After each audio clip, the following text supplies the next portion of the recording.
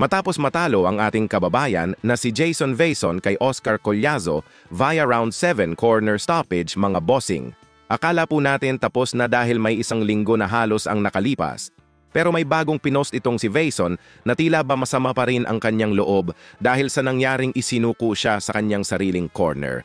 Ito po basahin natin ang kanyang bagong post. Sa lahat ng sumusuporta sa akin, nahihirapan pa rin akong tanggapin kung paano natapos ang huling laban ko. Matapos ang lahat ng sakripisyo, matinding pagsasanay at paghahanda, nakakapanghinayang malaman na ang desisyon na itigil ang laban ay nagmula sa sarili kong corner, hindi sa akin, ang manlalaban.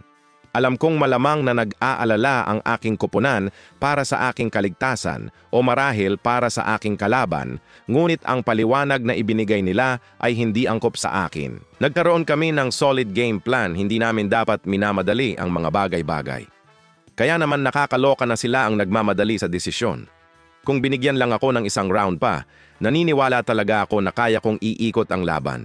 Alam kong kung malinis ako, mararamdaman ito ng kalaban ko. Nakakadismaya dahil hindi ako nabigyan ng pagkakataong patunayan iyon. Pakiramdam ko ay masyadong maagang naalis ang laban sa aking mga kamay. Sa totoo lang, medyo nakakatroma kasi sa boxing, naghahanda kang harapin ang kalaban mo hindi para mapahinto ng sarili mong corner. Umaasa pa rin ako para sa isang rematch at patuloy akong magsusulong. Ngunit hindi ko maiwasang magtanong, dapat ba talagang itigil ang isang away para sa isang kadahilanang tulad nito?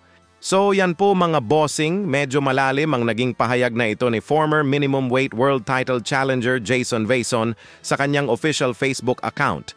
May mga nag-o-udyok pa na dapat na di umano umalis itong si Vason sa nasabing corner.